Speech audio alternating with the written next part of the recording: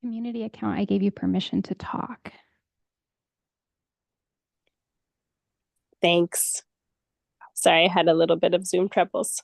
That's fine. Caitlin, I'm going to promote you to a panelist. Thanks.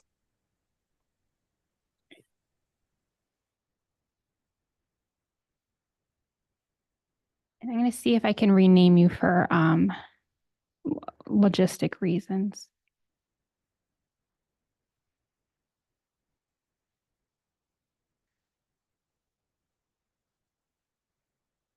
All right.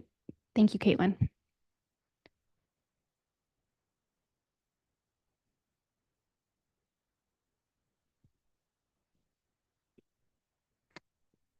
Caitlin, you may start the meeting whenever you're ready.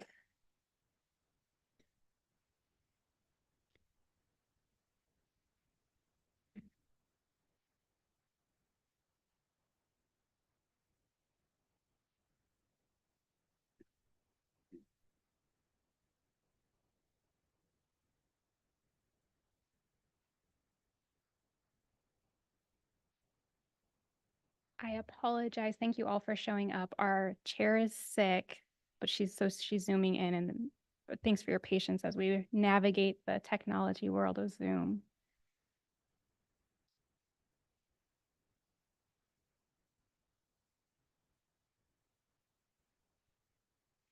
Caitlin, if it's easier, I can also call you through the council chamber's phone. Oh, I'm so sorry. I think I am now unmuted. I apologize. Let's try again. Okay, perfect. Sorry. I wondered why nobody stood up. Okay, so sorry for having to do this over Zoom. Hopefully it will be a little bit smoother from now on. I'd like to call the December 4th, 2024 Planning and Zoning Commission regular meeting to order. Would everyone please stand and join me in the Pledge of Allegiance? I pledge allegiance to the flag of the United States of America and to the republic for which it stands, nation under God, indivisible, for justice and for all. Would staff please call the roll? Thank you. Badla? Here. Topfest? Here. Anderson? Here. Turner? Here. Commissioners Burton and Smithwick-Ailey have excused absences. Commissioner Murray, if you are online, I don't see him in chambers, but if you're online, please raise your hand. And I don't see you online either. I am marking Commissioner Murray as absent. You have a quorum. Thank you. Thank you. All right. Are there any changes to tonight's agenda? Any objections to approving the agenda? Hearing none, seeing none, the agenda is approved. And then for our meeting on November 6th, 2024, are there any changes to the minutes? Any objections to approving the minutes? Hearing none, the minutes of our regular planning and zoning meeting of November 6th are approved. Moving on to public hearings, resolution PZ 2024-016, recommending that certain lots in the Soldotna Junction subdivision addition number 24 be rezoned to multifamily residential and limited commercial. May I have a motion to approve? Commissioner Turner, so moved. Thank you. May I have a second? Shirley Topfest, second. Thank you. May we have the staff report, please? Thank you, Chair Badla. This is a rezone of 2 parcels. This is going to be concurrent with a subdivision of those same 2 parcels. As a preface, this is the most complicated preliminary plat and rezone I've had. So please, Commission, as you need more clarification, you have any questions, I really do encourage you to have that type of communication with Director Mitchell or myself. The subject area is at Soldotna's Y. So it's at the junction of the Sterling Highway and the Kenai Spur Highway. This, the larger parcel right here is called Tract A, and it is zoned commercial. The smaller parcel right here, it's 150 North Soldotna Avenue. It's currently zoned multifamily, and it'll be termed Lot 8A. quick. Okay. The rezone request is to rezone a portion of what is currently Lot A into limited commercial and multifamily, and to rezone a portion of what is currently Lot 8A into limited commercial. And I'm going to show you, I'm going to jump back and forth a little bit. So currently, right now, what we see as far as zoning goes is that this large tract A that is somewhat oddly shaped. It's not our typical polygon that we're used to seeing as far as parcels go. This is wholly in the commercial zoning district. And then the parcel that is to the west is Lot 8A. It's above the Lutheran church right here. And that is currently in the multifamily zoning district. This picture on the right-hand side has an overlay of the proposed subdivision along with the first phase of the rezone. The proposed subdivision is going to occur in 2 phases. And then with that will be a rezone, which will occur concurrently after phase 1 and then a rezone after phase 2. So this is kind of a broad overview of what the end rezone is proposed to look like. I'm going to go back real quick and we're just going to kind of hone in on the actual request. So the proposed rezone is requested by McLean Consulting Incorporated, who represents the owners of record for the 2 parcels. Again, that's Lot 8A, that smaller one, and Tract A, the larger, that's irregularly shaped. This will be concurrent with the Soldotna Junction Subdivision Edition number 24, which will be the next resolution 017 that you'll see immediately following this. It is with staff's recommendation that the applicant submitted the rezone petition concurrently with the phased replat for the corresponding area. And so what we'll see is for the first phase of the zoning amendment, the first portion that you'll be considering is to rezone this small area into limited commercial. What will happen is that what currently is Lot 8A will become then limited commercial, and then what's currently a portion of Tract A will also become limited commercial. And then after phase 2 of the subdivision, then the concurrent rezone of that subdivided area will then occur. What you will see is that the southern area of Tract A will remain commercial. The northern area will then become mostly limited commercial, with the exception of one small parcel that will become multifamily. So again, what we're seeing right now, we have mostly a commercial area. The petition is to have a northern chunk of that become limited commercial and one parcel to become multifamily. Going back to just this one portion where we're looking at this multifamily area that is going to become limited commercial, what you've seen in the past when we do rezones is what does that mean? So we have the zoning standards for tract size, area, and we also have land uses. So I'm going to go over those standards for that one area. So what we have is existing multifamily, and it's going to be changed into limited commercial. The minimum lot size for multifamily right now is 8,400 square feet, and that is the exact same for the proposed zoning change. So that minimum lot size will not change whatsoever with this change of zoning district. What will change is going from commercial to limited commercial. And so again, there is that one small section right here that is currently commercial and will become limited commercial. What we see is in the commercial district that there is no minimum lot size, and now there will become a minimum lot size. So it will become more restrictive as far as general standards go for those parcels.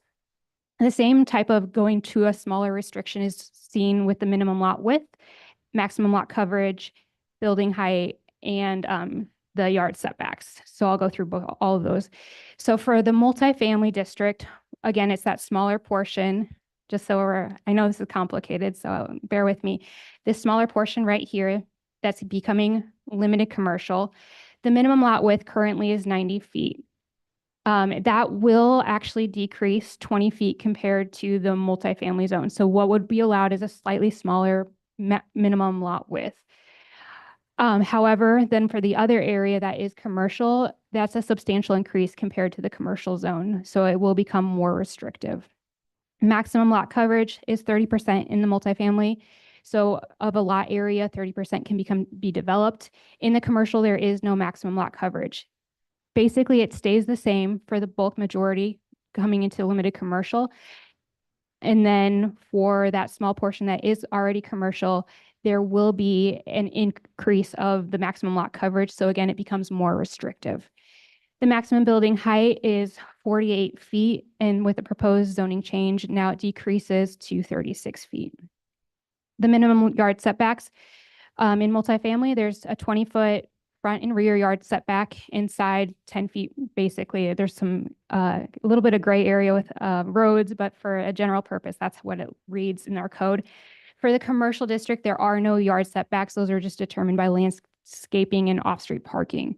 When we're going into limited commercial, there is going to be a change now. So there would be a 0-foot front yard setback. Again, there's some kind of caveats in our code, but this is true for the most part. And then for the rear, it would be 0-foot or 10-foot, inside 5-foot or 10-foot.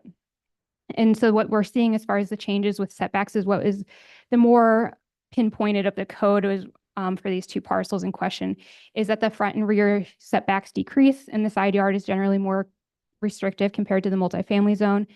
And generally for limited commercial, it's more restrictive as compared to the commercial zone if it's abutting a residential use.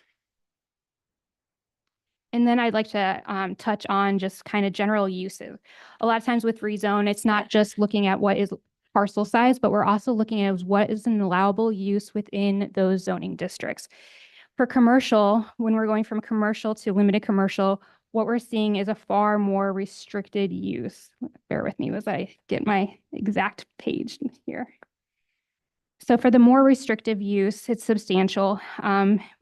What we're seeing is that it limits the building size to a maximum of 1,300 square feet for certain uses, such as eating and drinking establishments, light industry uses, guide services, personal services, and repair services. If a conditional use permit is approved, those uses may exceed the 1,300 square foot building limitation. So what we're seeing is in that small area where it's going from commercial to limited commercial right here in phase 1, and then this will also be true for phase 2. When we're seeing it go from commercial to limited commercial, there's actually far less uses. Typically with limited commercial, we view that as a transition between the commercial area and a residential area.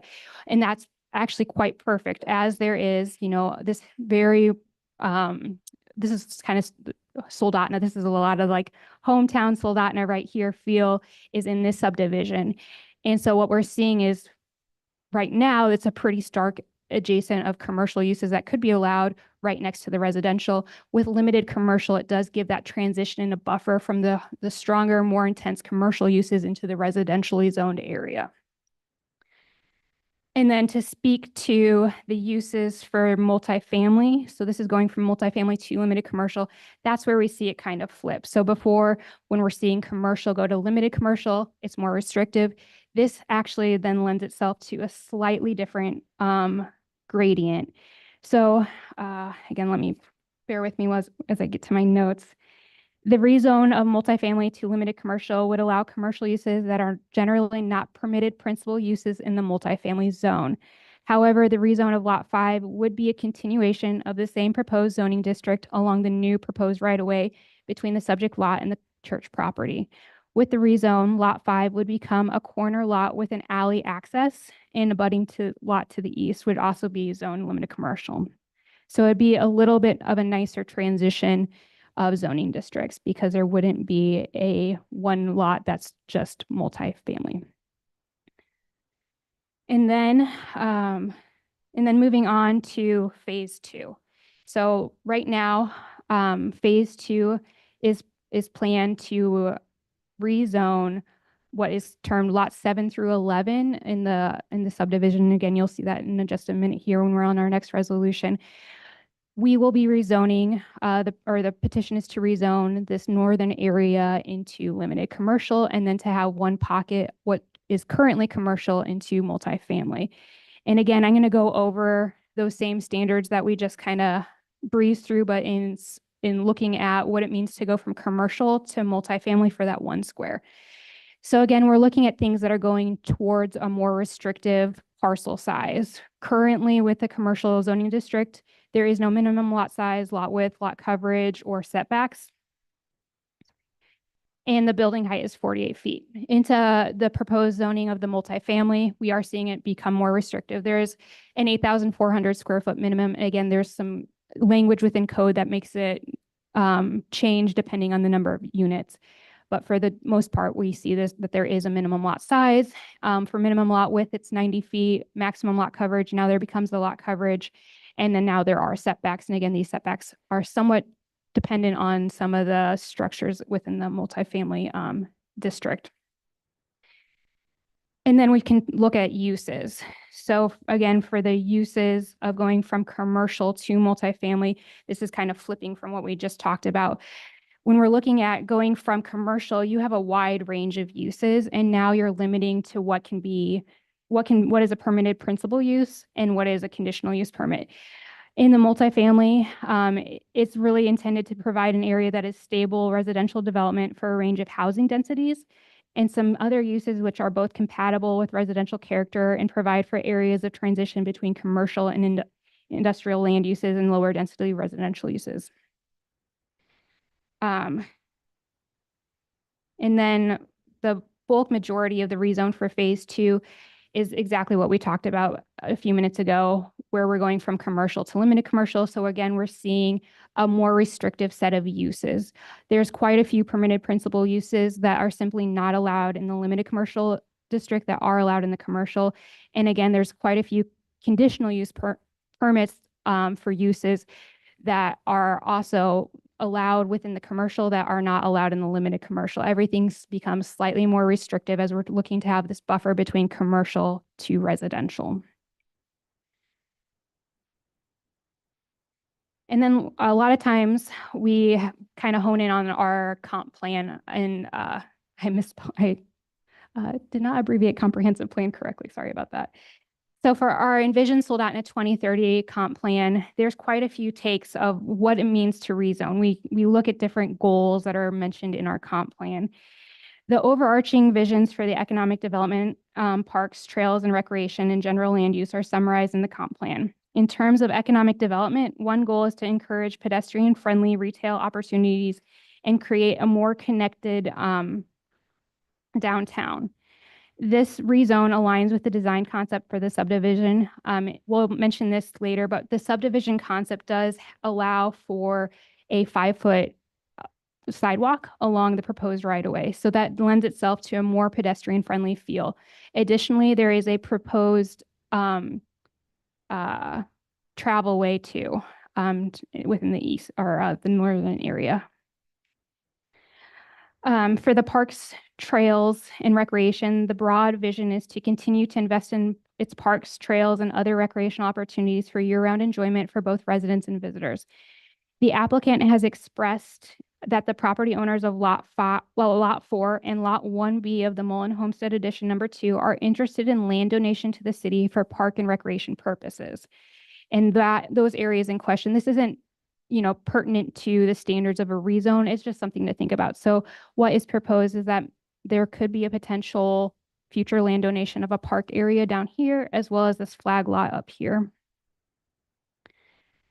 The general land use section states that previous planning efforts identified the area at the Y intersection as being the commercial center of the community. Although this area is depicted typically across the Sterling Highway from this subject area, the proximity lends itself to align with a similar goal. A strategy suggests that enhancing pedestrian connectivity and promoting infill development could improve the atmosphere of a downtown area along these highways. That's on page 59 of the comp plan. The proposed subdivision and rezone aim to bring an infill development to the area, introducing commercial and limited commercial uses and improving pedestrian connectivity with a 5-foot sidewalk. Another strategy states that, quote, to guide commercial growth into more concentrated areas with higher design standards as opposed to strip development the entire length of the highway. So again, it's to have higher design standards, have a more interesting look than just strip malls. Properties outside the concentrated commercial area are designed for mixed use to allow the mixture of residential and commercial uses. The proposed subdivision in rezone aligns with this strategy of the comprehensive plan to guide development away from linear car-oriented commercial sprawl and encourage mixed use and higher density residential developments.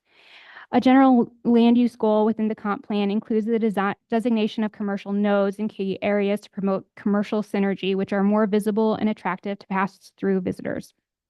Typically, commercial nodes have diverse commercial uses within prominent locations. They could be at key intersections for transportation access, encouraging high foot traffic. And this aligns perfectly with the idea of a commercial node that we see in planning. No commercial nodes have been designated within the city. However, the rezone of this area would extend the opportunity for commercial development. The design of this subdivision and rezone lends itself to incorporate the elements that could create a commercial node. And lastly, this is kind of a counterpoint. The generalized future land use map on page 63 to 66 of the comp plan does show this land as commercial designation. So this yellow right here, this is from the generalized land use map. And this yellow is the commercial zoning district. So what we have seen in the past is what does the plan say? What does it suggest for us to have the zoning change to? The current iteration of our general land use map has this as staying commercial. And also there's a goal within the general land use that is to establish a more concentrated commercial zone along portions of the primary highways. The subject area before the commission, however, tract A1 is in fact immediately adjacent to the highway.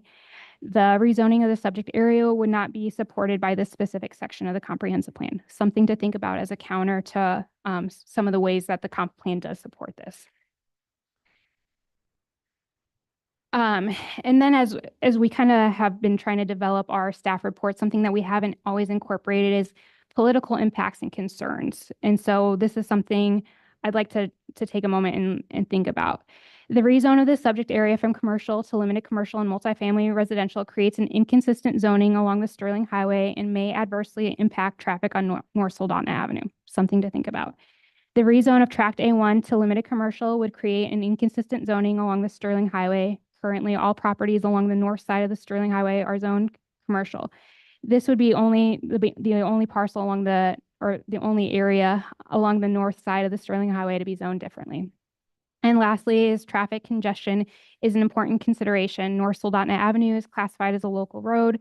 The traffic generated by vehicles leaving the commercial area may have negative impacts to the residential road, increase traffic volumes, raise safety concerns, and disrupt the residential character of the street. We did do our due diligence with public noticing, and we mailed 46 notices on November 22nd per our code. And we didn't receive any comments for the rezone. We did receive 2 comments for the replat, and I will touch on those during that point in time. We did provide staff with the opportunity to comment, and staff had no comments for the rezone. And because of this, we do support the adoption of Resolution PZ 2024-016, and this would be a recommendation to City Council for the zoning map amendment that we just spoke to. There are 3 conditions that we as staff recommend for you as a commission to place on this recommendation. The first is that the rezone of lots 5 and 6 to multifamily residential become effective on the date that the phase 1 final plat is recorded. So again, it's speaking to the phase 1 and phase 2 of the plats. The rezone of lots 7 through 11 and tract A to limited commercial and lot 12 to multifamily residential will become effective on the date that phase 2 of the final plat is recorded.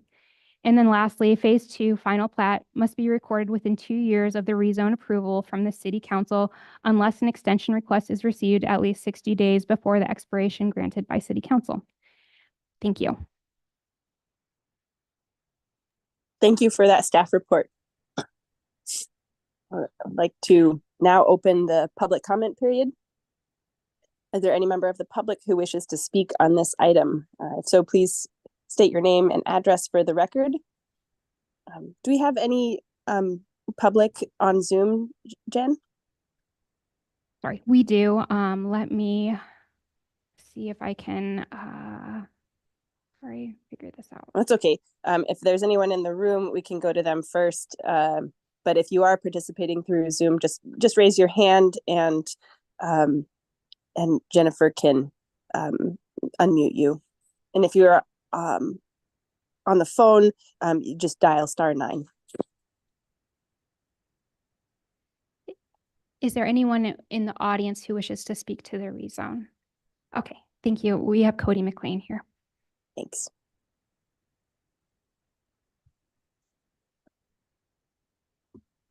Cody McLean, 38240 Kenai Spur Highway. I'm representing the Farnsworth Estate on this project. So if you have any technical questions, I can answer those. That's all I have.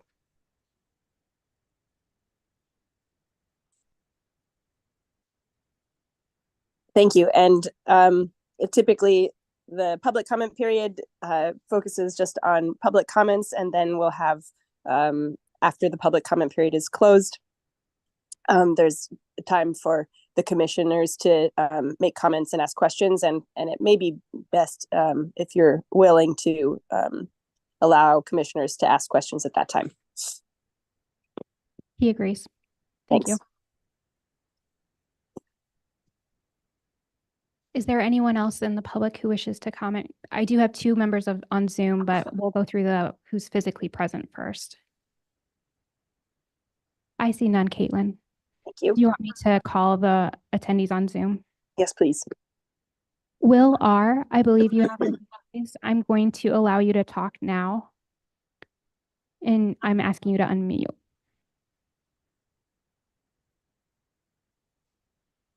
Hello, can you hear me?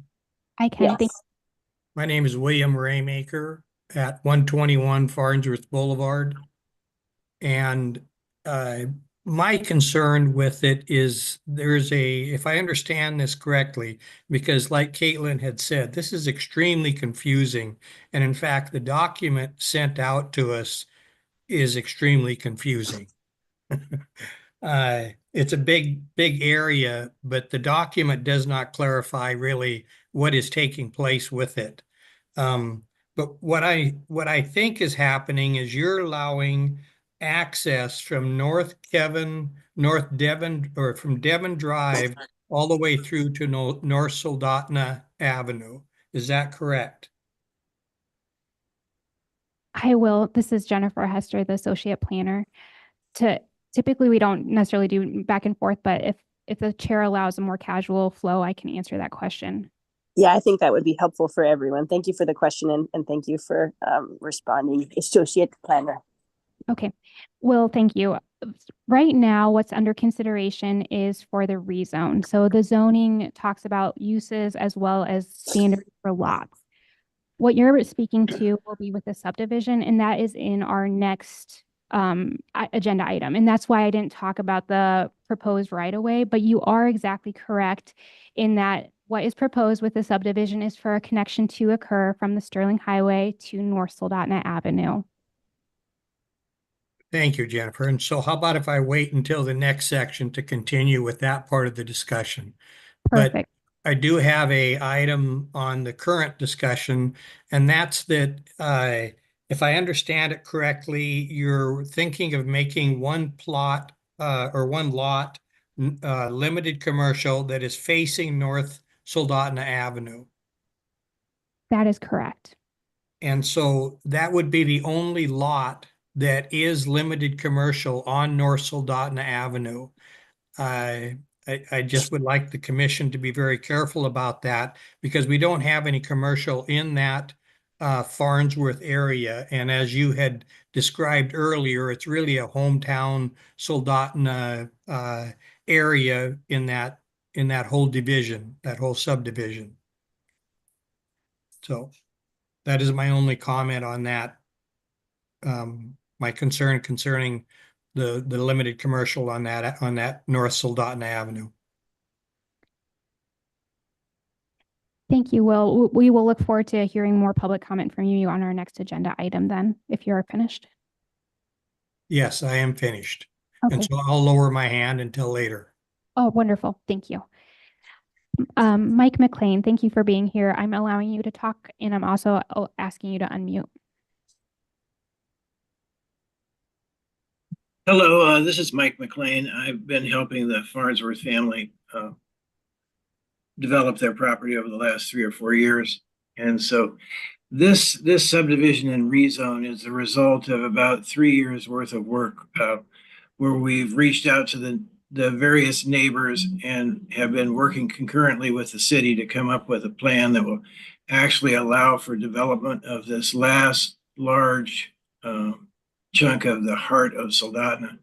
What we envision here is in the limited commercial is to have very soft commercial uses with potential living units on the second and third floors of these buildings. If you go into Whitehorse in the Yukon Territory, it's the whole downtown is alive and really functioning with this kind of mix of residential and sort of quiet commercial uses. So that was our idea of having the main intense commercial stuff be on the highway, but the back transition area blend more gracefully into the existing residential areas. And so this was the plan we came up with. So that's all I have. Thank you, Mike. Is there anyone else who would wish to talk on this matter? Caitlin, I see no one. Thank you. I just wanted to make sure that I didn't accident. Okay, yep. I didn't mute myself. Thank you. Apologies for the clunkiness of Zoom. With no one else wishing to speak, the public comment period is now closed. Are there any commission comments or questions for staff? There's a lot going on here, so I do wish that we had more commissioners and more brain power to here tonight, but yeah, are there any commissioners who have questions for staff or comments? Commissioner Anderson here. At first glance, I don't see a problem with going to limited commercial. I think it might be good for the area as far as making sure like another Walgreens doesn't pop up right next to these guys' houses. But I'm curious about the multifamily, the small blue. I just don't know why what's the focus of that purpose right there? Like why this whole area and then they just decide to extend that little area there? And then is there already an idea of what type of limited commercial you're wanting to put in here? What's kind of the thought forward for this area of land?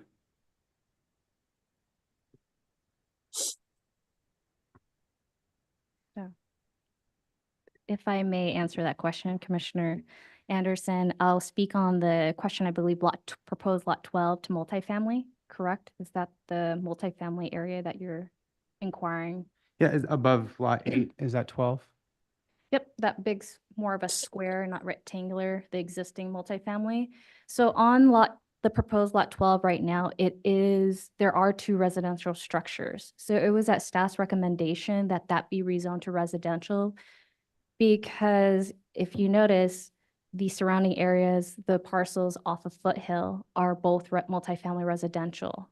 So to address the other comment that was made regarding multifamily to limited commercial, correct, there aren't commercials directly off of Soldotna Ave. However, with the existing zone right now, proposed lot 12 is commercial. It could be developed as commercial and have access off of Foothill and then go off of Soldotna Avenue.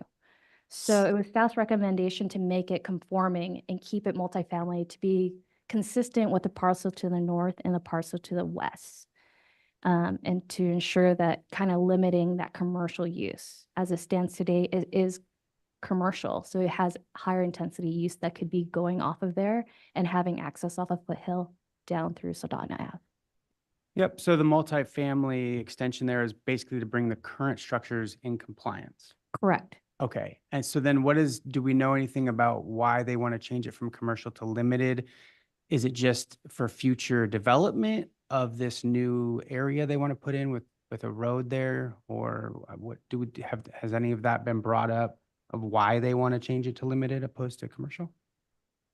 Thank you for that question, Commissioner Anderson. I believe Mike McLean spoke on that about limited commercial, kind of having a mixed use of residential, allure it, as he called it, a soft commercial uses within that corridor. Right now, commercial allows a lot of uses. Would it be appropriate adjacent to residential? Limited commercial would be aligned with a buffer between Sterling and the existing rural residential and single family, two family to the north. Yep, and I agree with changing it. I think that's a good buffer. I was just curious if it was like, we want to put X business in there, or we've been approached by this company, or there's a bunch of small businesses that want to move in here, or to Caitlin's point, often is there going to be maybe some residential moving in above it type deal? Is that allowed? I won't speak on behalf of the applicants, since I can't speak on what their future development. I can speak on the history of the subdivision or replat of this whole area. Originally, this was a larger tract. They then subdivided for the auto repair. Right after it was recorded, they deeded it off. Same with the credit union. I believe they have shown that they have replatted with intention of something in visualizing, but the rezone tells us that with limited commercial, there's intent for something that's more of a good transition and buffer. Thank you.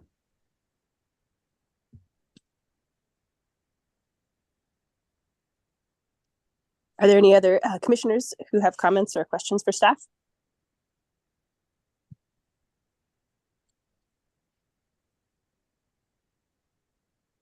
Caitlin, I see none. Thank you.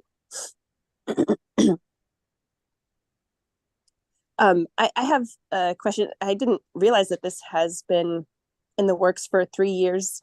That's a long time. And as I look at the recommendations from staff, the things that stand out to me are the lovely language about graceful mixed development, White Horse style.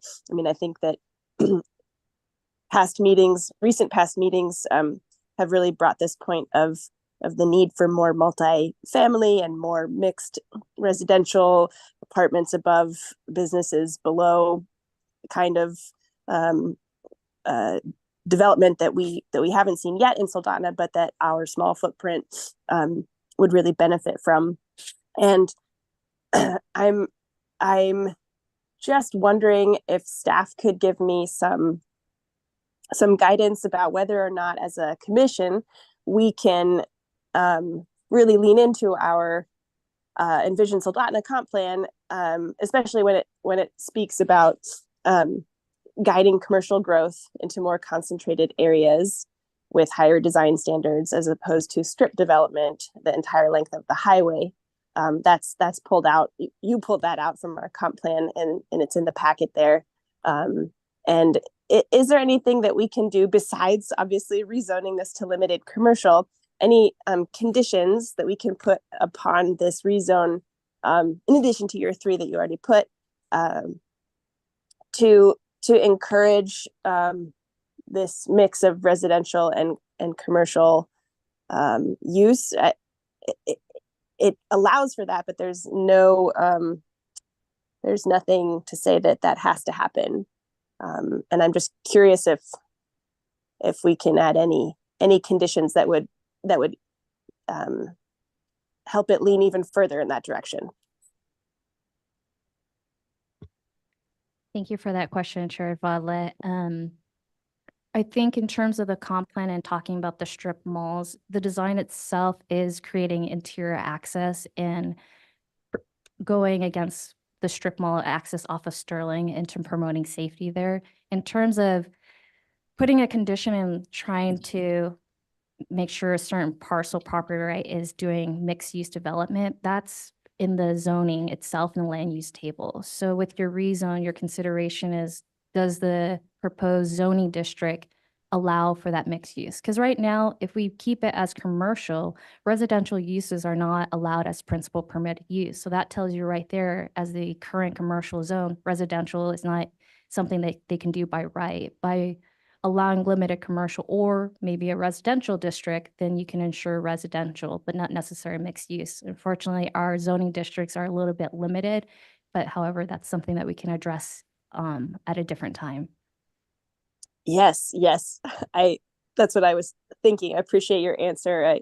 I think that we have a lot of zoning districts that perhaps in other communities, there's fewer districts, fewer zones, and more uses allowed in each zone. I could envision in the future our commercial zone that would allow for a mixed residential use in it. There's a lot that would need to go into that discussion. So yes, a later time.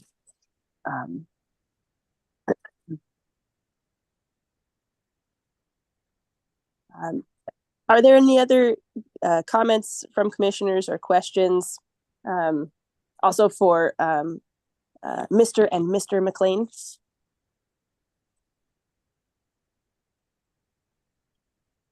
Caitlin, I see none. Okay.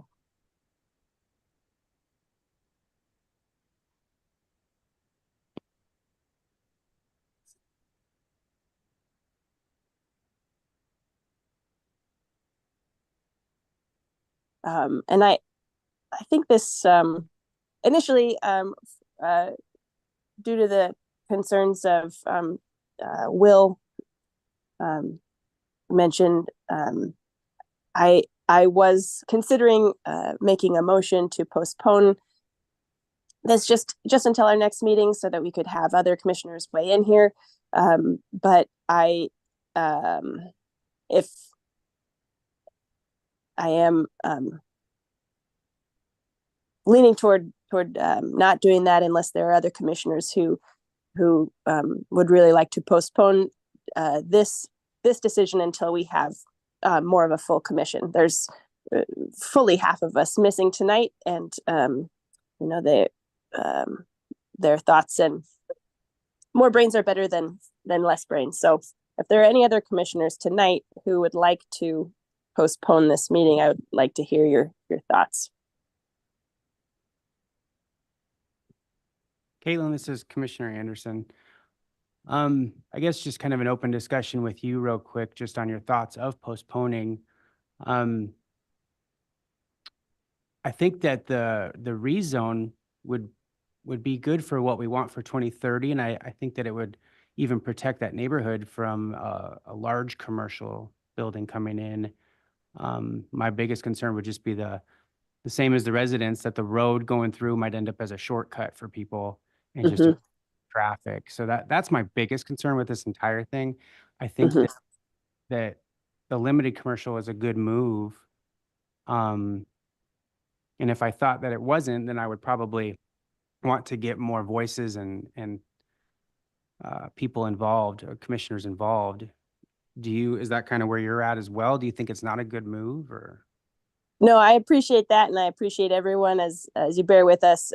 We like to keep this as a casual space where everyone's voice can be heard, and I guess my final comment will be that it does seem like this is in alignment with our comp plan and a good move for the city to at least hear the vote tonight for this resolution PZ 2024-016, and then it'll allow us to move on to the potentially more interesting resolution that deals with the road. So if there's no one else who has comments or questions for staff, I think we can call for the vote, and I appreciate that discussion, Commissioner Anderson. All right. So the vote on the resolution PZ 2024-016, Commissioner Turner, Yes. Commissioner Anderson, Yes. Commissioner Taffa, sorry, Yes. and Chair Badla. Yes. As Commissioner Smithwick-Ailey and Burton have excused absences, and I still do not see Commissioner Murray within our physically present chambers nor on Zoom, you also have then 3 absents. So what you have is 4 yes votes, 0 no votes, and 3 absent. Motion passes. Thank you. Let's move on to new business, resolution PZ 2024-017, recommending approval of the Soldotna Junction subdivision addition number 24, phase 1 and 2. May I have a motion to approve? Motion to approve May I have a second? 24-017. Oh, thank you. Second. Thanks. And now may we have the staff report, please?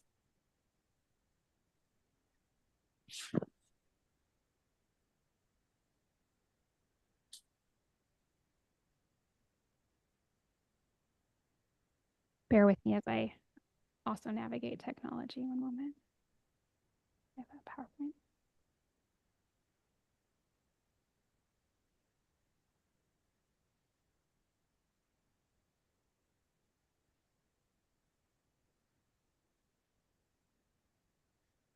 On Zoom, can you see this? Yes. Okay, perfect. All right. So again, we are looking now at the subdivision of these two parcels that we looked at in the previous resolution. Again, the subject parcel or the subject area is at the Y of Soldotna at this junction of the Sterling Highway and the Kenai Spur Highway.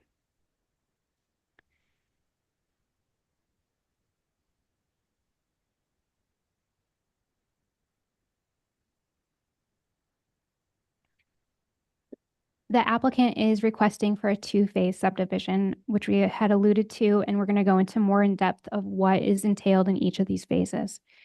Phase 1 is a 6-lot subdivision. The 6 lots are going to be the southern area of that commercial property of Tract A. So Lot 1 will be at the junction, truly at the junction of the Y, where the Sterling Highway meets the Kenai Spur on the most southern end. And then there will be 2 other portions wholly within the commercial property along the Sterling Highway, and that would be Lot 2 and Lot 3. And then the 4th commercial lot will be Lot 4, and it's the smaller lot right here. That's in the middle of the subject area. Additionally, there will be Lot 5 and Lot 6. This is what was designated to become limited commercial in the rezone. And so these are the 6 lots that will be subdivided within 15 days. Additionally, the entirety of the right-of-way will be dedicated. Currently, there is a stub out at Devon Drive. It's between the auto repair shop as well as between the bank. Devon Drive stubs out here. And so there would be a continuation of that into a cul-de-sac formation, as well as then it would lean towards the south and then exit into North Soldotna Avenue with a continuation of another cul-de-sac to the south as well. In phase 1, the director of Public Works also, made comment, and will be reflected in phase 1, is that the 30-foot water and sewer easement would be dedicated. This water and sewer easement is it extends from a part of the proposed right-of-way into Foothill Road. Phase 2 is this grade area on the preliminary plat. This gray area is going to be a 7-lot subdivision. So what we'll have is Lot 7, Lot 8, Lot 9, and Lot 10 that border the proposed right-of-way, the main stretch of the proposed right-of-way. Then we'll have Lot 11 that has a access from the cul-de-sac, that northern cul-de-sac from the proposed right-of-way. And then we'll have Tract A1, which is akin to a unsubdivided remainder that is left over. That is a large portion on the large parcel to the north. When we're looking at subdivisions, we look at different standards within the subdivision code, and this is a slight different formatting than we've seen in the past with the staff review. What we're going to go through is exactly Title 16, line by line almost, and look at the standards. So within Title 16, we talk about zoning. So the zoning standards, we look at does the subdivision align with what will be zoned? And so what we're seeing, this is similar to what we saw before within the rezone, is what is required for the commercial district and what is proposed now. So looking at each individual lot, the minimum lot size, again, within the commercial district. So to remind you, we're looking at these 4 lots to the south. The minimum lot size, there is none. So what's proposed with lots 1 through 4, it's met. Minimum lot width, again, there is none technically. So what's proposed, it's not applicable because there is no development currently within those lots. Maximum lot coverage, again, it's not applicable. And maximum I think I made a mistake here, but on maximum building height, again, it's not applicable. Same with yard setbacks. There is nothing that is currently constructed, so we have nothing to look at on that. When we look at the limited commercial districts, so this will be in portion of phase 1, but majority would occur within phase 2. We're looking at the minimum lot size of 8,400 square feet. Everything that is proposed within the subdivision will be, I made a mistake here too, so sorry, I included the flag lot. Everything within the proposed, sorry about that. Yes, is actually, the standard is met. The minimum lot width is 70 feet and what is proposed, I am so sorry, I pulled the wrong table, I think. I will have to, take a quick pause and go back to my notes. Sorry about this.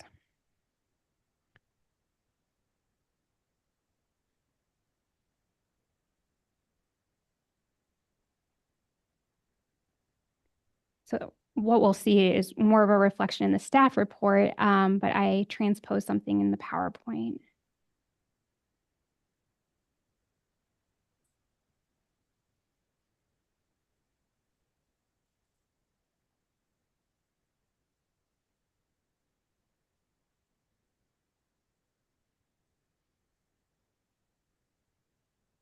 Okay. So this goes through, again, what we'll see as far as the standards and zoning standards analysis for every single proposed. I tried to make it a general, easy to read format, but this can just go by lot of if the standard was met.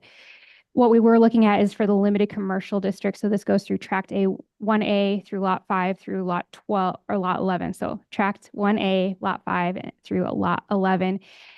All of those parcels will be greater than the 8,400 square feet.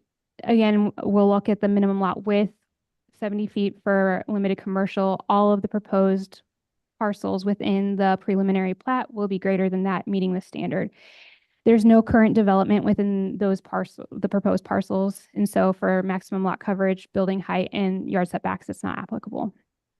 For the multifamily residential zoning districts, that one parcel that will become, is proposed to become multifamily from commercial, what we're seeing is then that lot 12 that's proposed is far exceeds the minimum lot size. That is the standard for multifamily, as well as the lot width.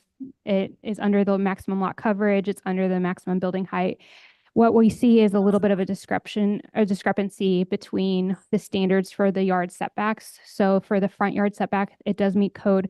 There's potential that it might not meet code for the back. There's a shed of sorts or a greenhouse, I'm not sure, that is in the rear yard setback, as well as there might be a discrepancy with the side. It's hard to tell unless you have an as-built. So just know that with this subdivision, that it could in fact create what is considered legal non-conforming. So it would still be under code because it was approved, but it would be non-conforming to the standards. Thanks for your patience on that, and I apologize for the mistake in the table on the PowerPoint.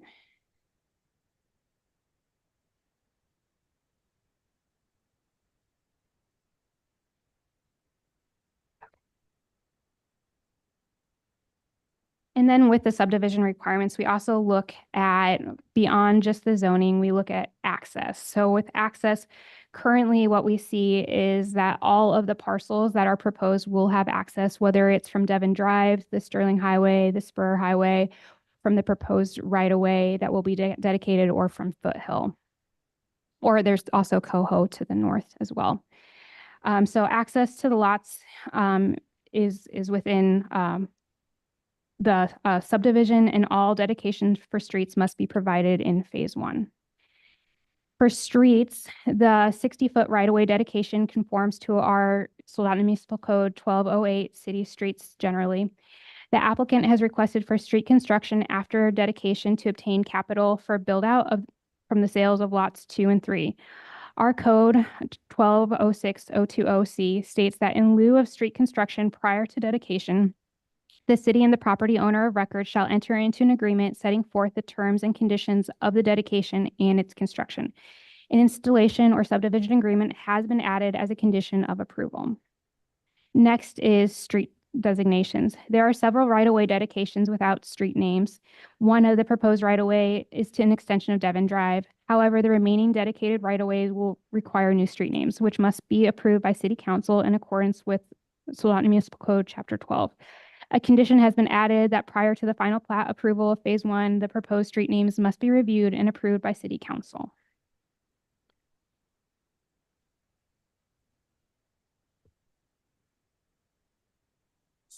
The fourth requirement within the subdivision requirements is for utilities. There is a portion of the city's water main that is within a 20-foot wide electrical distribution line easement. The parent plat, Soldotna Junction subdivision number 23, vacated an alleyway which had previously granted access to the utility. The dedication of a 30-foot water and sewer easement along the rear lot lines of lots 5 and 12 corrects this mistake and provides legal access to the city's public infrastructure.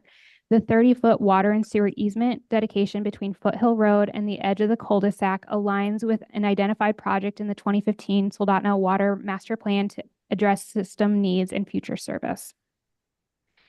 And then the fifth is water and sewer services. Municipal sewer and water are available within 300 feet of the proposed subdivision.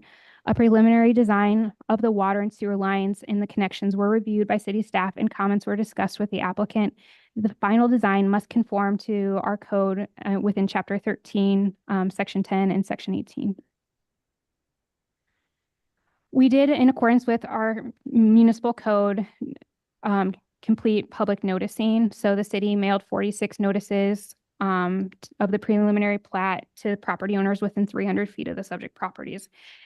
At the time of the staff report, we hadn't received any comments. However, since then, we have received 2 comments via email. So I'm going to go over these with you. They are laydown items within your packet. So there's going to be a laydown item on Diligent that says public comments. This is where these emails can be found. The first was an objection to the proposed extension of Devon Drive to North Soldotna Avenue. What was cited in this email is extending Devon Drive will create a spur highway bypass shortcut through the residential area to Fred Meyer and Sterling Highway. This neighborhood has a number of young families with children who ride their bikes. You know, there's pedestrian activity, and there's no need for the road to go all the way to Soldotna Avenue and create hazardous conditions and a possible tragedy. The second one, again, speaks to the proposed access to the right-of-way. The proposed right-of-way will often be used as a side street to bypass the stoplight at the Sterling Highway and Kenai Spur Highway. During the summer, there's often traffic backed up at the Sterling Highway and the Kenai Spur Highway stoplight. If traffic from the Soldotna or from the Sterling Highway is allowed to use Devon Drive to North Soldotna Avenue, this would allow highway traffic to enter into a residential neighborhood. It could create a dangerous situation for families. Many homes in the neighborhood were purchased as a single-family residential home. It disrupts the lifestyle and could create hazardous conditions. And I wanted just to give you some broad information, not necessarily as a response to the public comment to say it's right or wrong. It's just to give you information about history so you can make a decision as a commission. So just considerations based on this public comment. In 1967, when this plat was dedicated, there was a connection between the Sterling Highway and North Soldotna Avenue, and this can be seen. So we're looking at, here's the parent, or this was a previous plat, is we're looking at some strong connections, actually 2 different connections from a proposed right-of-way here that connects to North Soldotna Avenue through here. The right-of-way was vacated in 2007. The homes were built primarily in this area between 1967 and 1977. So again, these homes were constructed, the use was established after the original dedication platted of the right-of-way connecting the Sterling Highway to the area and prior to the vacation. And then thinking about the use, this is a historic Soldotna zoning map from 1969, and you can tell because it is literally colored in with marker. In 1969, zoning map designated a commercial and residential interface in this area with connections. The zoning has changed to expand more into the commercial district, but maintain a commercial and residential interface area with connections. The homes were built primarily from 1967 to 1977 in the neighborhood within the established timeframe of the zoning districts of residential that borders commercial. And so what staff's recommendation is to adopt resolution PZ 2024-017, approving a recommendation to the borough recommending approval of the preliminary plat, Soldotna Junction Subdivision Addition Number 24, Phase 1 and 2. There are three conditions that staff recommends placing upon the resolution. The first is that prior to the final plat approval for Phase 1, an installation or subdivision agreement must be executed between the city and the property owners. The second is all dedications for streets in the 30-foot water and sewer easement between Foothill Road and the edge of the cul-de-sac must be provided in Phase 1. And the third is prior to the final plat approval for Phase 1, the subdivider must provide a street naming exhibit for the dedicated right-of-ways to be recommended by Planning and Zoning Commission and approved by City Council in accordance with our code, Chapter 12. Thank you. Thank you. That was an amazing map from 1967. How fun. All right, thank you for the staff report. The public comment period is now open. Is there any member of the public who wishes to speak on this item? If so, please state your name and address for the record. And if you're on Zoom, just raise your hand or hit *9 if you're on the telephone. Thank you, Caitlin. We do have members of the public who would wish to speak.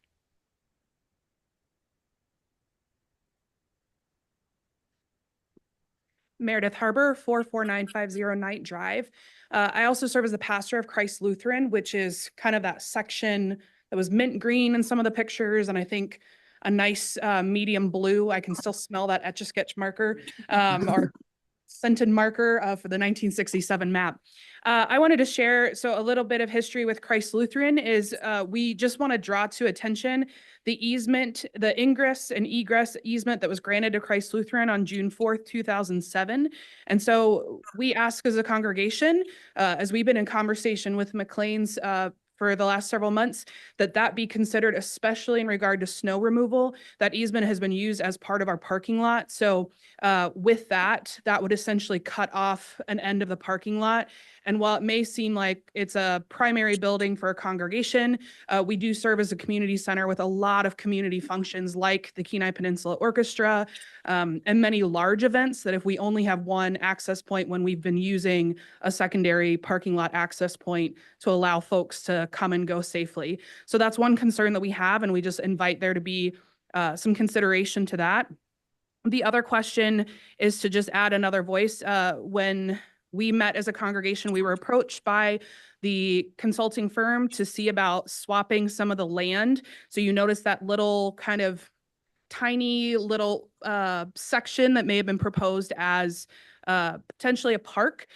They asked if Christ Lutheran would swap land, and I just want to elevate that the congregation discussed that, and after a congregational vote, voted to not share the land, in that they asked us to give a portion of essentially where the end of that cul-de-sac driveway would be to swap out for that land for our use. And so I just want to share that was elevating the voice of a congregation of people, primarily because our building windows or sanctuary windows face the end of that cul-de-sac. So there's concern from the congregation over the use of the cul-de-sac road and what that would impact the use of our building.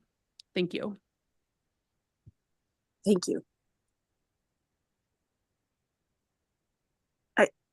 I do need a little clarification, and this can happen now or later during commissioner comments, and I'll defer to staff for their recommendation. But I think I need a little clarification on your first concern, Ms. Harbor, about the second access point.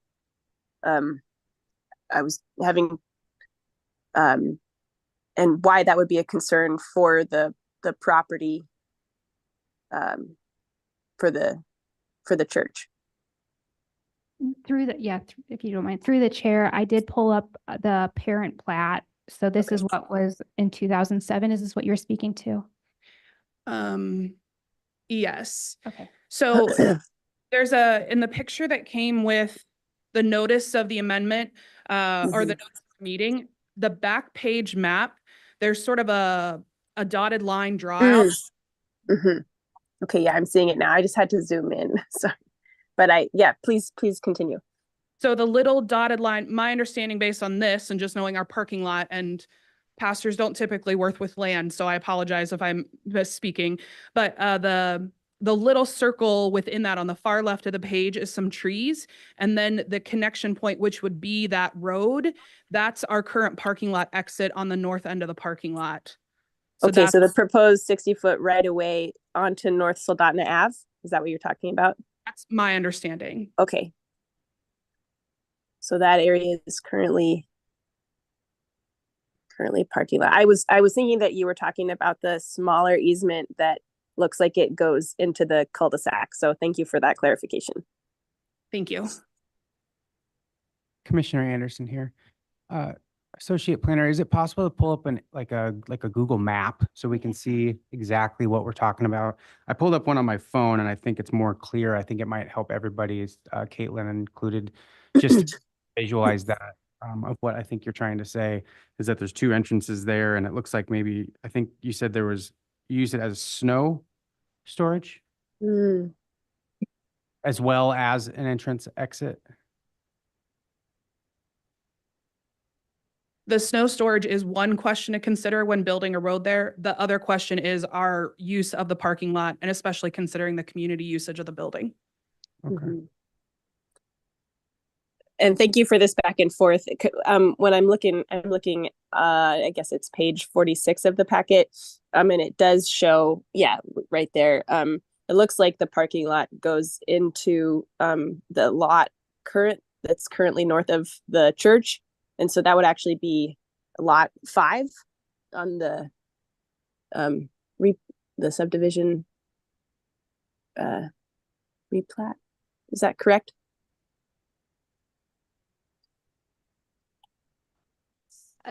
Through the chair, what we're looking at is that proposed 60-foot right of way would be immediately north of the Lutheran church. So what is currently lot 8A is intending to dedicate a portion of that southern lot to become a proposed right of way. You can show that it's on that. And then I can show the easement from the parent parcel.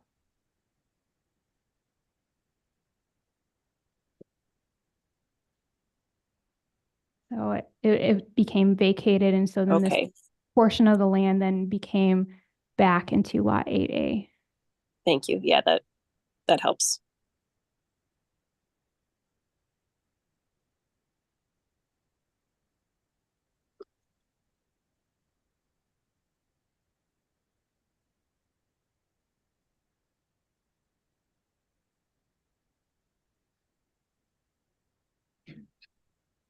Could you go back to the Google map? Yeah, is this, Gary, what you want? Yeah. Okay.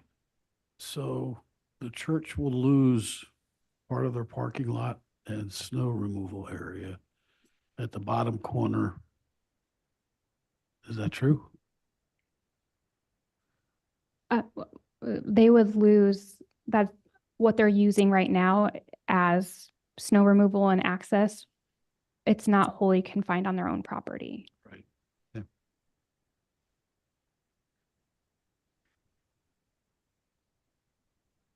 And a question for this lady, Pastor. So if this does happen, where would your snowplow guy or gal move your snow then? Would you have to take it off site? We don't know yet. Commissioner Anderson, can you please wait? I apologize. Yeah, what's your name again? Meredith Harper. Meredith. I am so sorry. No, that's okay. So looking at this again, just to kind of make sure I understand, and then looking out for one of our congregations, with a new road in, I would think that would be a new entrance exit area, which would replace what you have currently, which is an entrance exit area. But then also maybe that little yellow area could be a new snow place where that small, it's not up there, it's to the right-hand side. Yeah, that little yellow, yep, right there. Would that be possible to coordinate with the developers to make that a snow area, or, you know what I mean? Just kind of thinking out loud and just looking out for everybody if I can, but I'm just thinking when if they were to put the new road in right there, there would probably be an entrance to your parking lot, which would be good because there'd be two ways in and out. Also, you would have a new way to get out in case there was like an accident right there. You don't have to go all the way around. You can go out this other direction.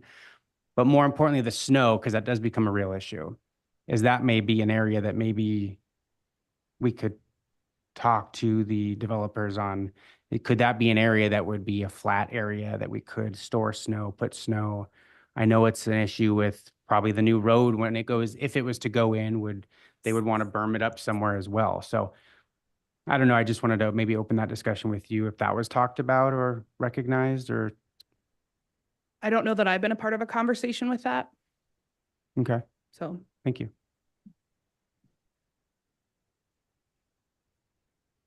Are there any other members of the public physically present who would like to speak? I see none, so we'll go on to Zoom. First, I have Will. You are already allowed to speak, so whenever you would like to unmute, please speak to this.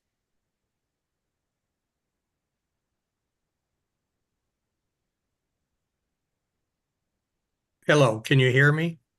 We can hear you. Thank you.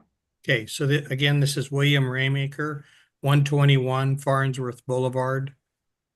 And my concern with this is that if there's a through traffic from Devon Drive to North Soldotna Avenue, that area would be used during certain times of high congestion on the Sterling Highway.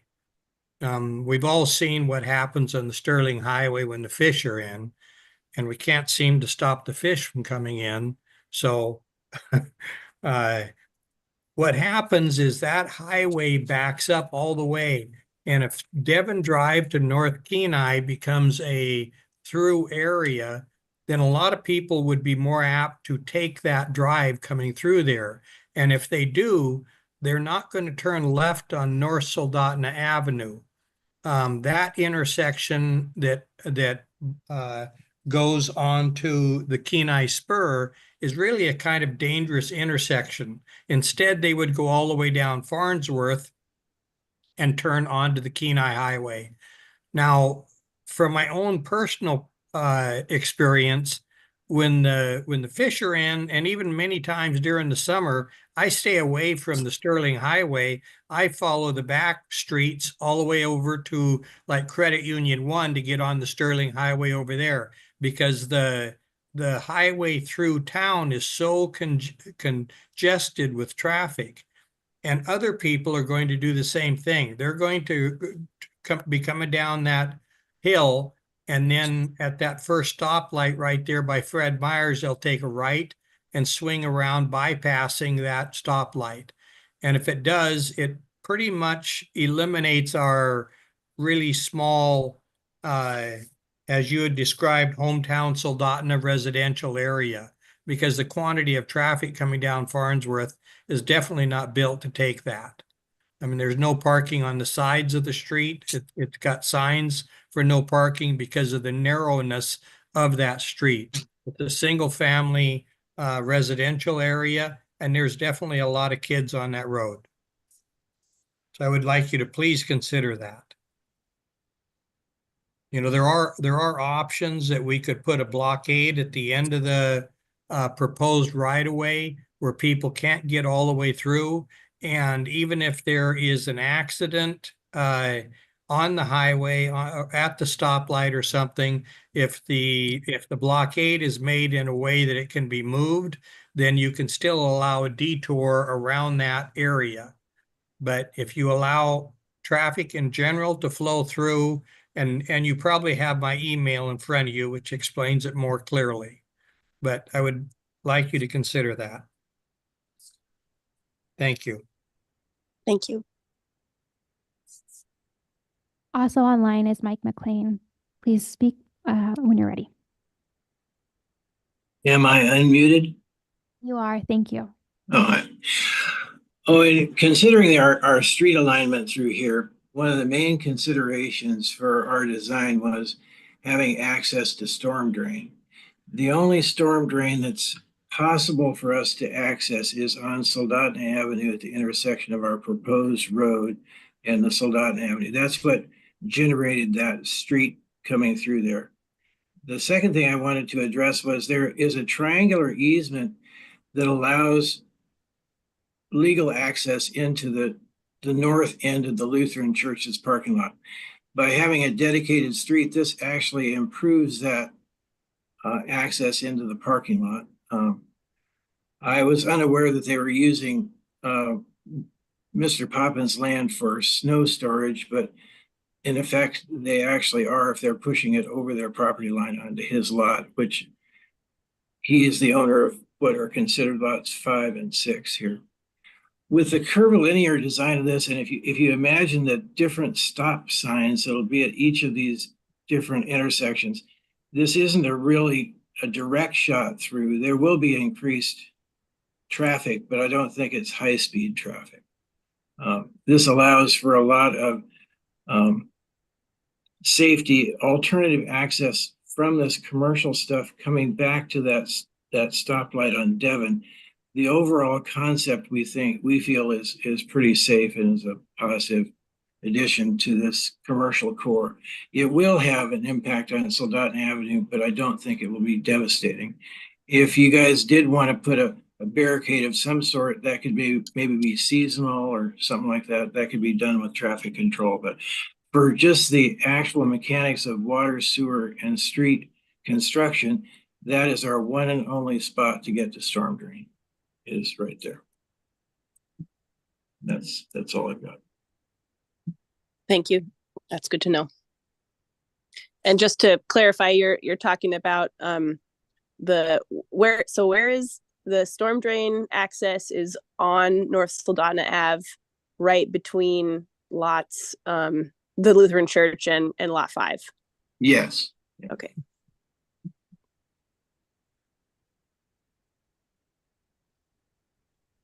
And then one more comment, utilizing the little flag lot that's indicated there, that's actually about 200 feet, 300 feet of trees. There really is no way from the Lutheran Church to use that as snow storage for their parking lot without knocking down these trees. And that was their main concern, was the trees.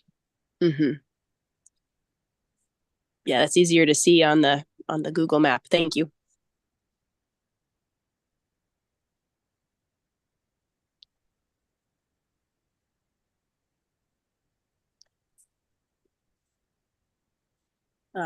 If you have eyes and can see whether we have any more folks on Zoom or in the Chamber's associate planner, could be my eyes. There is no one further raising their hand on Zoom. If there's anyone, last chance in Chambers who wishes to speak, please come up and speak. I see no one making a motion for it. Thank you. Thank you. With no one wishing to speak, the public comment period is now closed. Are there any commission comments or questions for staff? Yes, Madam Chair, Commissioner Turner.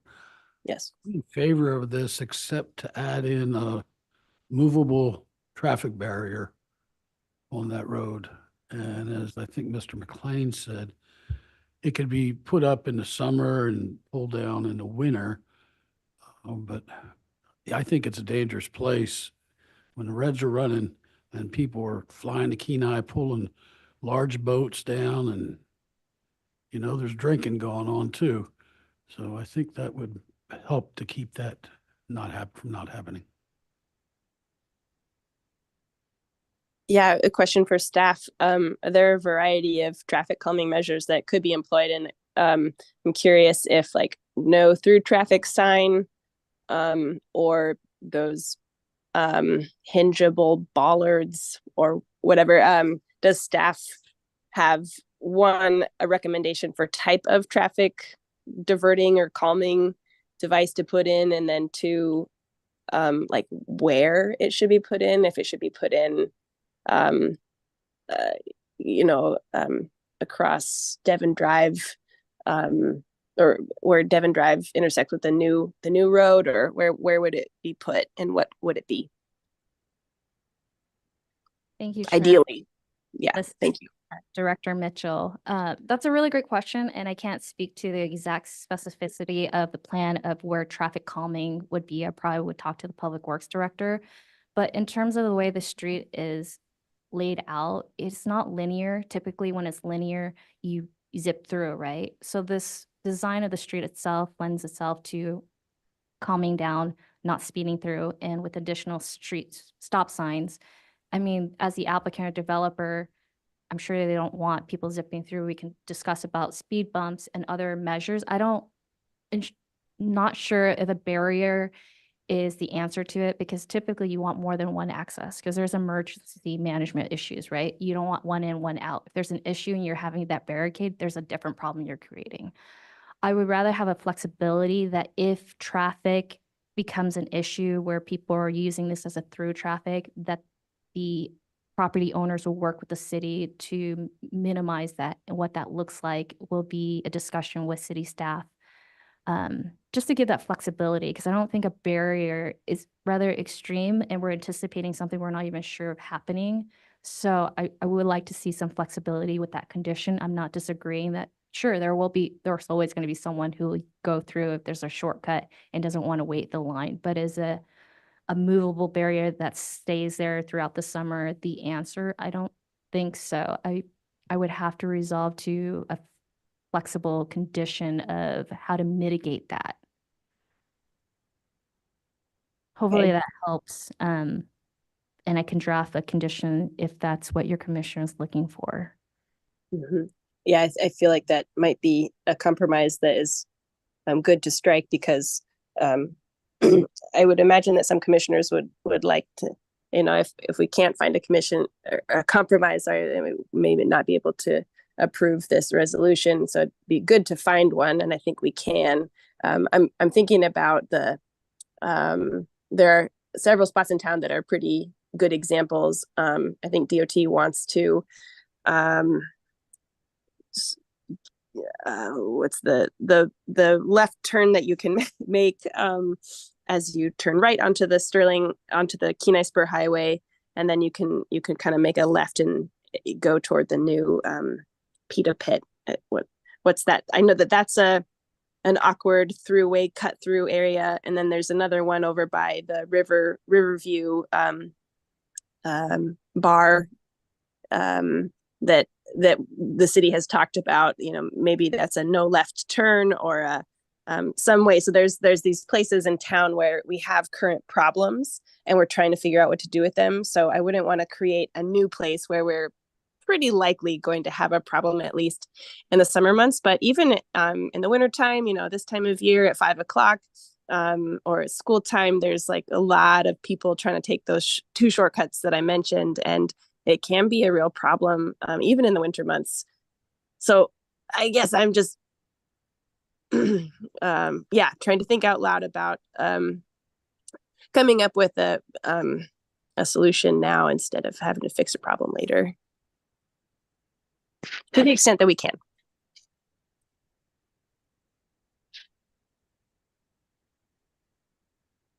Thank you, Chair Valle. I'm going to try to work on a condition for you, but Thank you. if there's anything else, please let me know.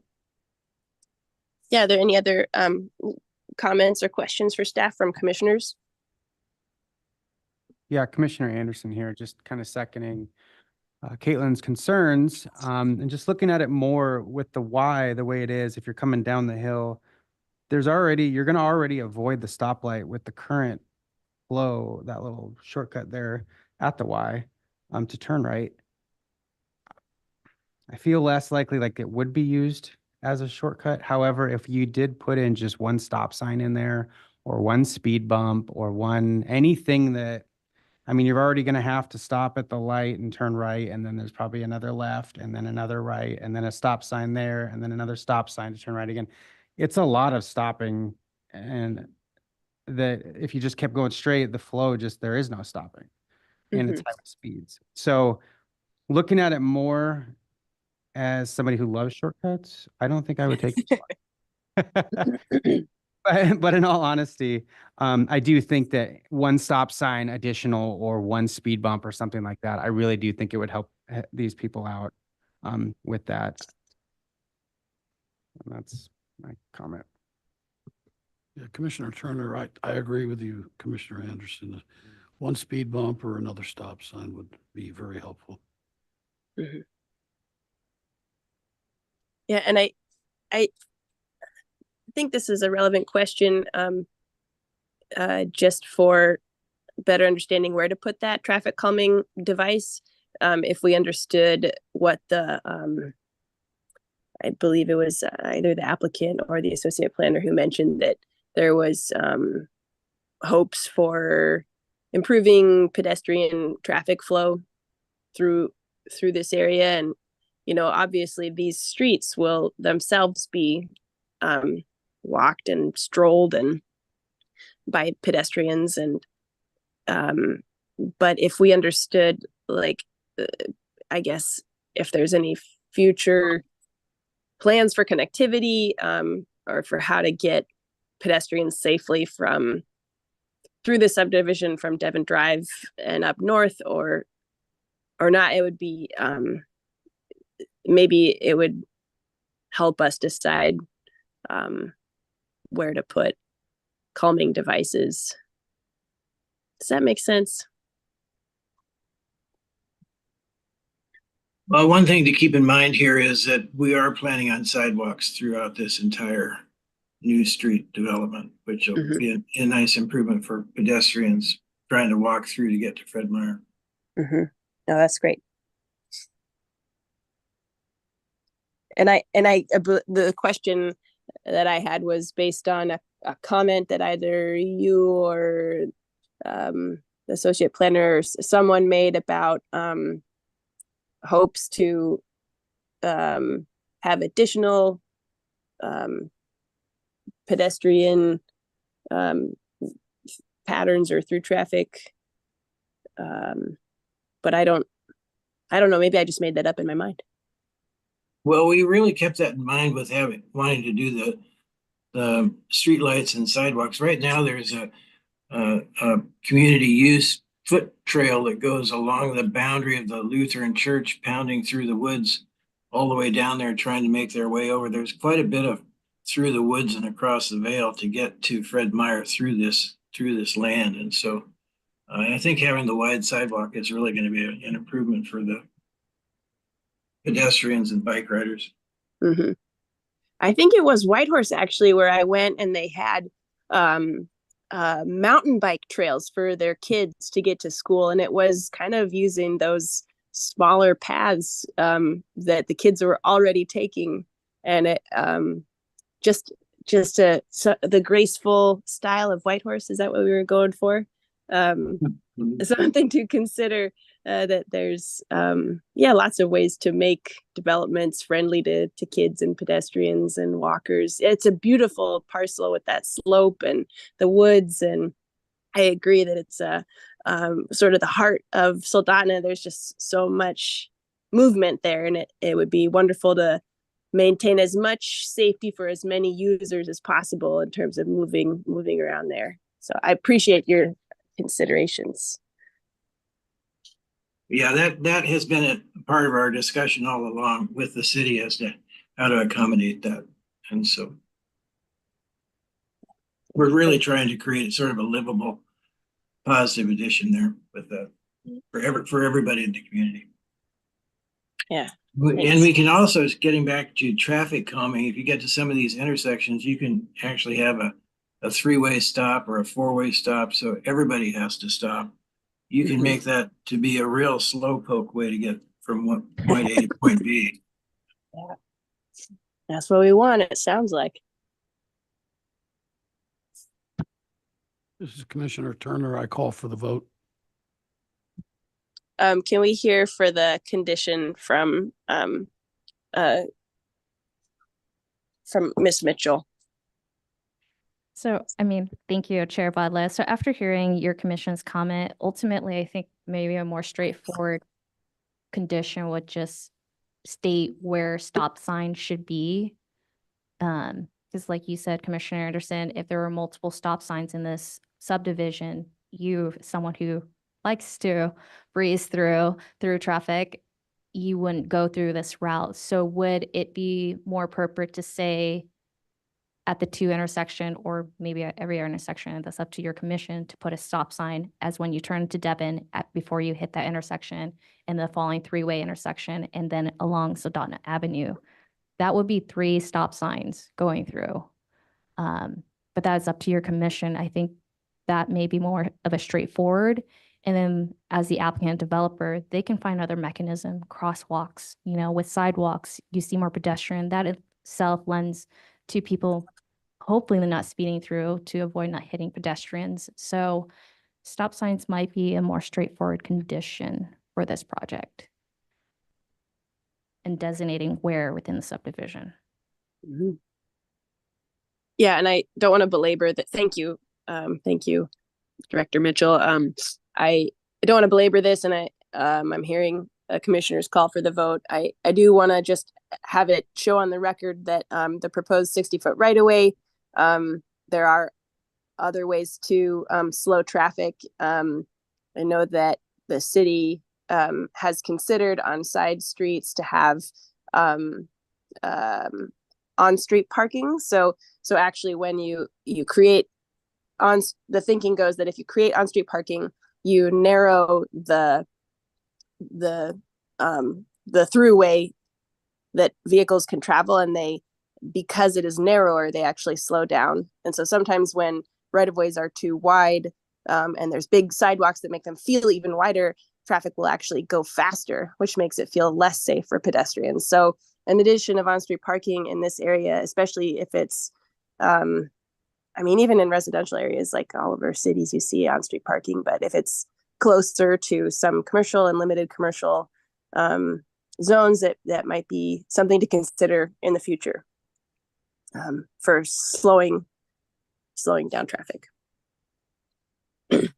Commissioner Anderson, one last comment and request from maybe the builders to the church is when all that heavy equipment's there and you're moving property and dirt and everything else, maybe just there's a small swath of their own land that perhaps that you could clear out so they could put their snow there.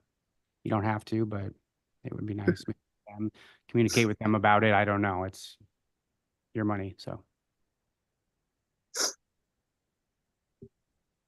Yeah, and then Director Mitchell, is there anything that we need to do we need to make a motion to include that condition? Yes, I would say that one of your commissioners needs to make a motion that stop signs shall be installed at the intersection of Devon, at the 3-way intersection, and at the intersection at North Soldotna in the proposed right-of-way. If that's the 3 intersections that you want a stop sign, or all at any of those intersections, all Yeah. one or Yeah, could we say that at all intersections in the subdivision? Is that clear enough, or should we specify? Thank you, Chair Valla. I think the 3 intersection is pretty clear, because otherwise you just have a Yeah. cul-de-sac. So Yeah. Okay. No, thank you. I appreciate that. Yeah, go for it.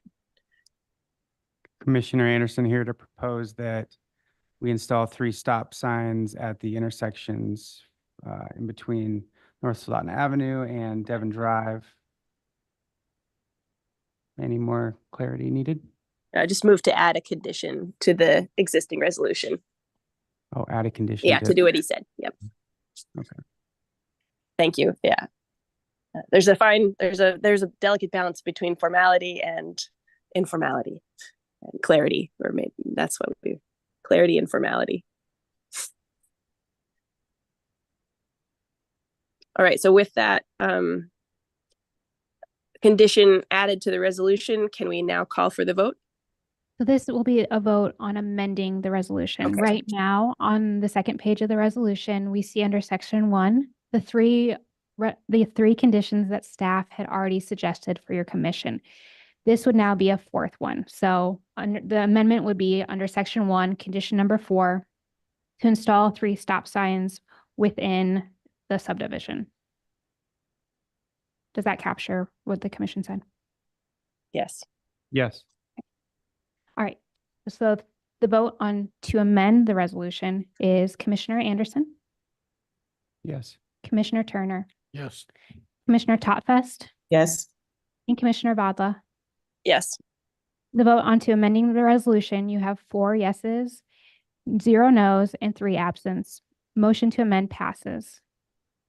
Are you ready to vote on the amended motion? Yeah, I would just like to make one more quick comment, or maybe this is a question for staff. I would, before we pass this this resolution, which will have a big impact and a good impact on our city, I would like to is it possible to reopen the public comment period in case any of the 3 folks who came to us tonight have any additional comments for us to consider to make their residential area safer for users.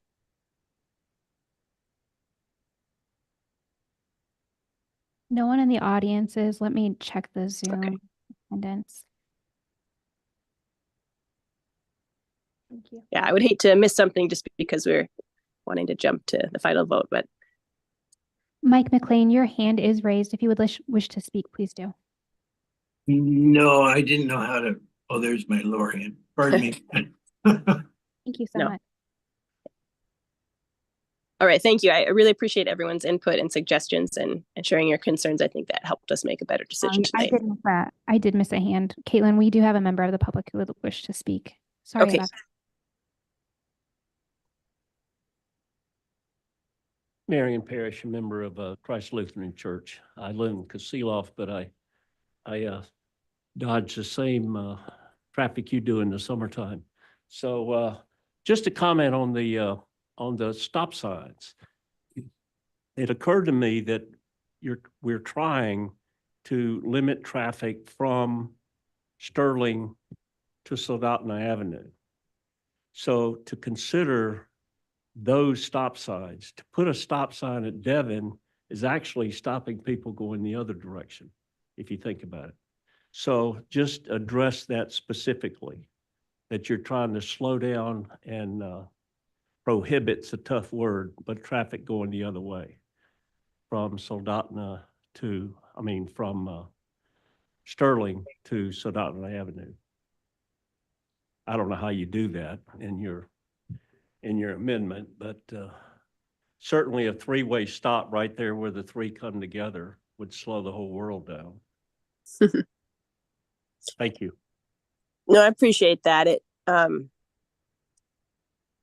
Yeah, I don't know how we add flexibility into it's a good point. You know, if I guess there's 3 people who have access, and if they need to stop once before they hit that 3-way and then another time before they get to the intersection, that well, no, I actually don't think it would slow things down too much.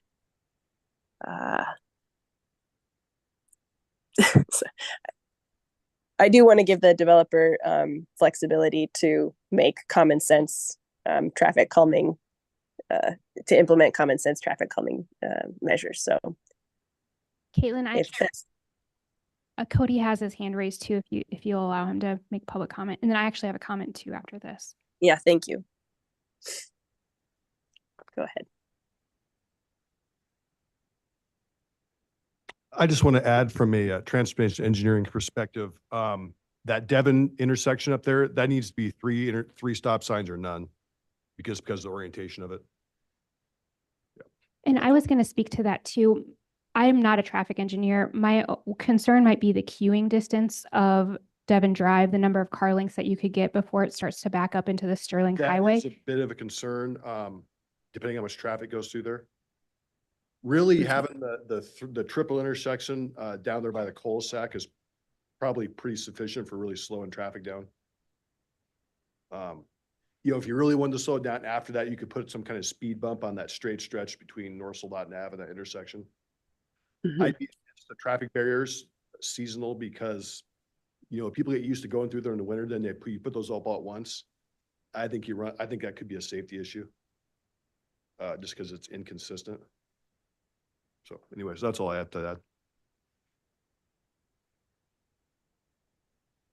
No, I appreciate that. I mean, there would obviously be a stop sign at Devon Drive to the Sterling Highway and from the proposed right of way onto Soldotna Ave. So those, and then at the three-way.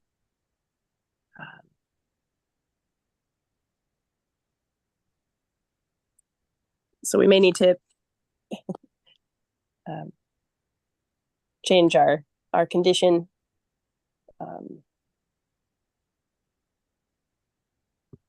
Caitlin, this is Commissioner Anderson.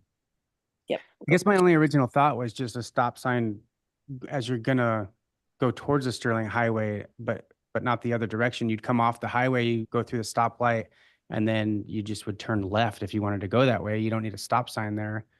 And then coming from North Soldotna, just one stop sign right there, not necessarily the other way, I would say. I mean, if you need to turn right, but that would be a flow through to the cul-de-sac, but I don't know. I don't know how to put it in there that gives them the leverage to put 5 if they want, or 3 or 2, but I think that, like Cody said, one right there would be sufficient. My main point was just to add one extra stop, or like he said, and a speed bump.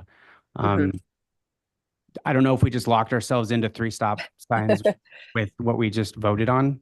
Does that need to be amended? Well, I think the way that it's, if I may through the chair, with the way that you did phrase this, it doesn't say the directionality of your stop signs. You're not saying that there needs to be a stop sign at every single portion of the proposed right of way. For example, you could have traffic coming from the Sterling Highway through Devon Drive without maybe necessarily a stop sign here, but you could have stoppage on the cul-de-sac on the north, as well as coming northbound from the proposed right of way onto the Sterling Highway. You weren't as prescriptive as you could have been with the placement of signage. I'm not sure if that's what your intention was. And the same is true with traffic coming from North Soldotna Avenue onto the proposed right of way. You're not saying that they need to stop right here. You're not saying it could be a stop sign going towards the west. No, thank you. Yeah, I think that our condition holds.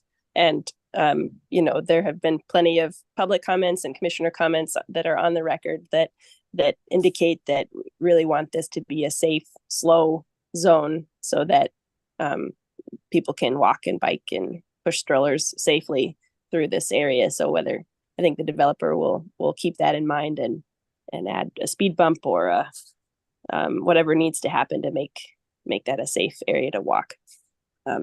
If there are other commissioners who would like to add in any additional conditions, it's totally fine for us to do so. In the big scheme of things, it's not that big of a deal to add another condition if you want.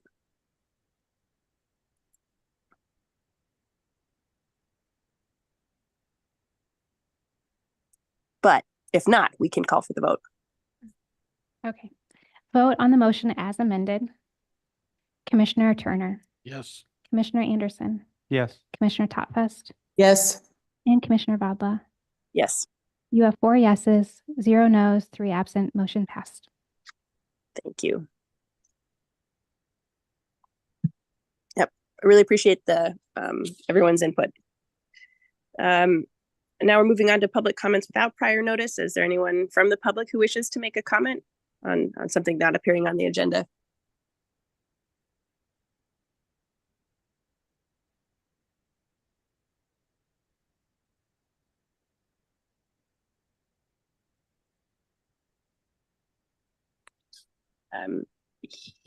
Seeing none. Are you seeing or hearing anyone? Oh, sorry, I didn't have I see none. Thank you. Thanks. Okay. Then we can move on to reports. And it's quite hard for me to clearly see. So I don't think Councilmember Carey is We with do us. have Oh, Carrie. we Sorry do. Sorry. Well, we'd love to hear a report from you, Councilmember. My report is I appreciate the work you're doing. That's a good report. Yeah. Is there anything to report from the city council? We have no city manager, but we have Director Mitchell. Okay, thank you. Director Mitchell. This is Director Mitchell. Just thank you for your commissioner's patience through this. I just want to speak on the applications tonight and moving forward.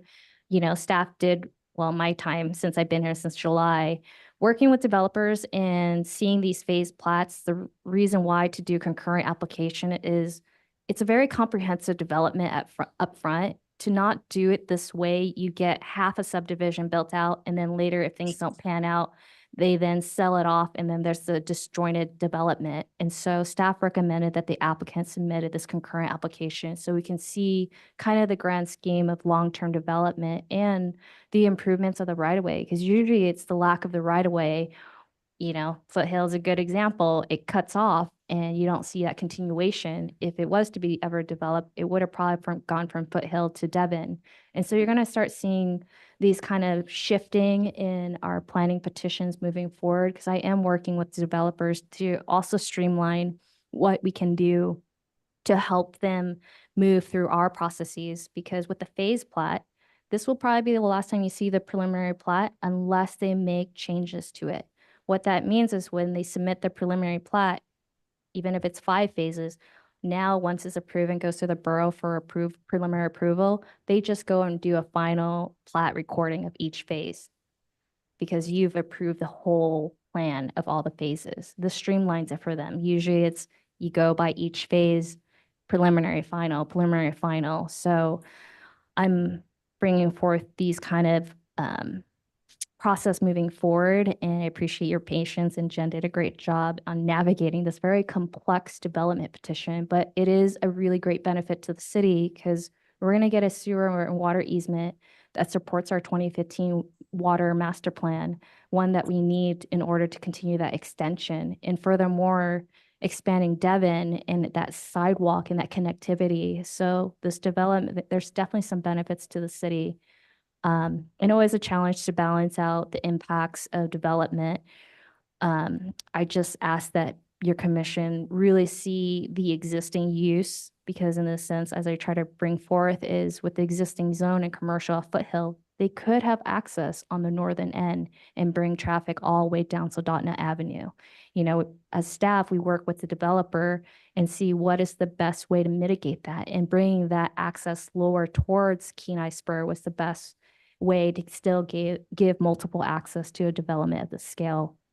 Other than that, I apologize for not bringing forth a riverfront rezone after looking at it and the complexity. I'm trying to take the time and be thorough so that when we get that ball rolling, it's not going to be stop, go. It's just going to be go. So my goal is by next month to really get you a thorough draft anticipating future amendments so that it doesn't take staff as long to bring forth code amendments. Other than that, just I appreciate your time and your commitment and your attention to all these things. Thank you. Thank you. Associate Planner Hester, would you like to make any additional comments? My only comment is to welcome Charlene to reapply if she would like to our commission. Thank you. Thank you. Yeah, and Commissioner Toutfest, would you like to make a comment? We'd love to, have you reapply. Okay. No comment right now. Thank you. Be just Commissioner Turner, No comment. Commissioner Anderson. Yes, Charlene, please come back.